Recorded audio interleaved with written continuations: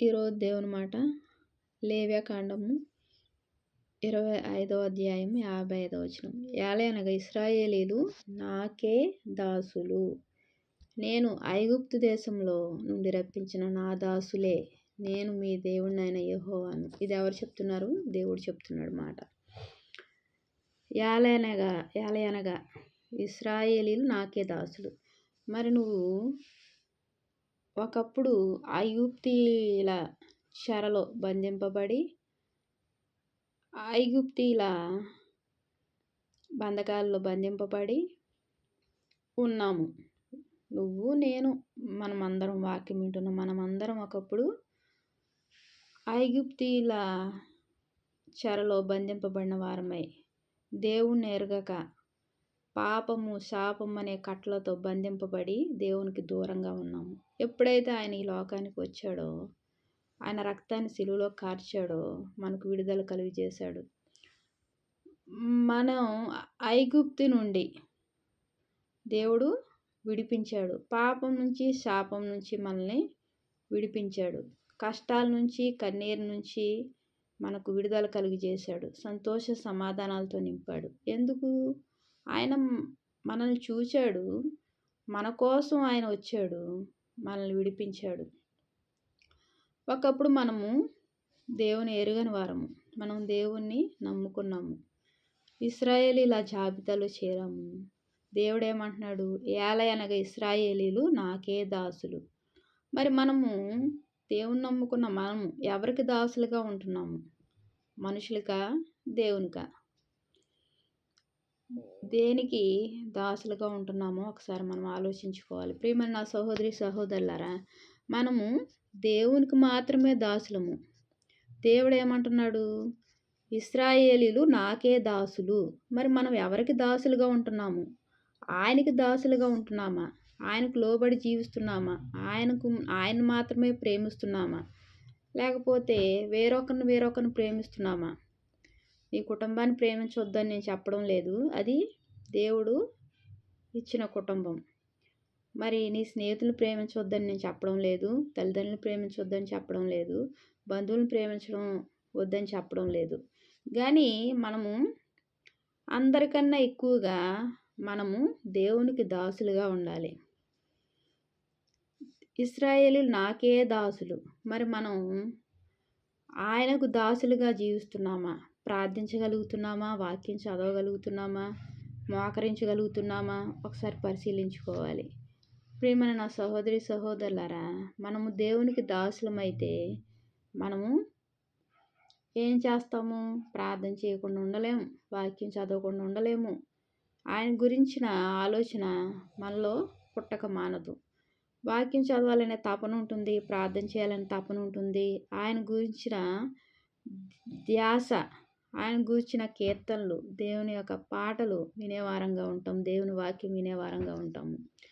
నేను ఐగుప్తు దేశంలో నుండి రప్పించిన నా దాసులే, నేను మీ దేవుడినైన యెహోవాను. ఆయన మనల్ని రప్పించాడు, సమభూమి గల ప్రదేశంలో నిలిపాడు, మనల్ని రక్షణ ఇచ్చాడు. అలాగే మనల్ని ఆయన యొక్క ప్రశస్తమైన వస్త్రాలు మనకు అనుగ్రహించాడు. ఆయన రక్షణ అనే వస్త్రాలను అనుగ్రహించాడు, ఉల్లాస వస్త్రాలను ఇచ్చాడు, భారభరితమైన జీవితాన్ని తీసివేశాడు ఆయన. మనం ఇప్పుడు స్వతంత్రులుగా ఉన్నాము. ఒకప్పుడు మనం స్వతంత్రం కాదు. ఎందుకంటే రకరకాల ఆచారాలు, అలవాట్లతో మనం బంధింపబడి మనము స్వతంత్రులుగా లేము.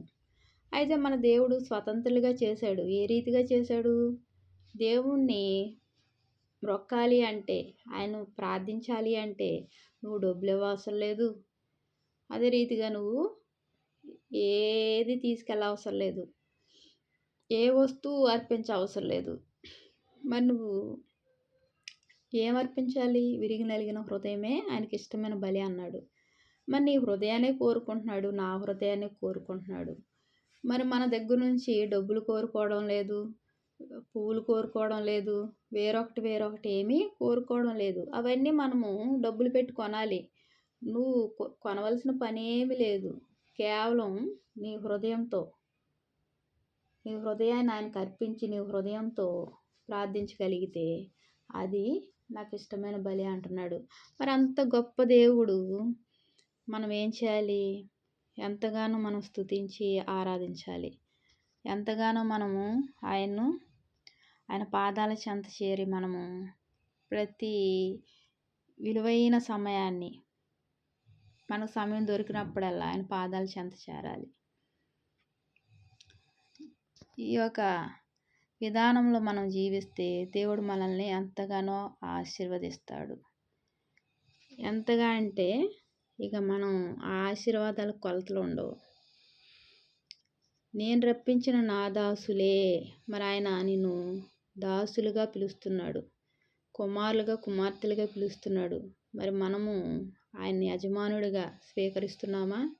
స్వీకరించడం లేదా? మన దేవుని మనం విలువగా చూస్తున్నామా? చూడడం లేదా? చూస్తున్నామనే పేరు తప్ప మన క్రియలైనా ఆయన విషయంలో తక్కువగా ఉన్నాయేమో అంచనా వేసుకోవాలి. అయ్యో, నేను విలువిస్తున్నాను ఎంతగానో అనుకుంటే కుదరదు. ప్రార్థించాలి, బైబిల్ చదవాలి. ఆయన యొక్క ధ్యాస మనలో ఉండాలి. మన మాటలు, మన చేష్టలు, మన క్రియలన్నీ ఎలా ఉండాలంటే చాలా జాగ్రత్తగా ఉండాలి. నేను మీ దేవుడైన యెహోవాను. ఆయన మనతో ఉంటున్నాడు కాబట్టి మనం చాలా భయం భక్తి కలిగి జీవిస్తే దేవుడు మనల్ని ఆశీర్వదించే దేవుడుగా ఉన్నాడు. ఈ రోజు నుంచి మనం ఆయనకు మాత్రమే దాసులుగా ఉందాం, వేరొకరికి కాదు. మన కుటుంబాలని, మన బిడ్డలను, మనల్ని దేవుడు ఎంతగానో ఆశీర్వదిస్తాడు. దేవునికి వందనాలు. ప్రార్థన చేసుకున్నాం. మహాప్రేమగల తండ్రి, కృపగల నీకేనో వందనాలు, స్తోత్రాలు. వాక్యం వింటున్న ప్రతి ఒక్కరిని ఆశీర్వదించండి ప్రభు. ఈ రోజు నుంచి, ఈ సమయం నుంచి నీకు మాత్రమే దాసులుగా ఉండాలని కృప చూపించండి ప్రభు. తండ్రి నాయన, నీ మీద ఆశ పెట్టుకొని నీ కృప పొందిలాగున ప్రతి ఒక్కరిని ప్రభు నీ ఆశీర్వాదాలతో నింపండి.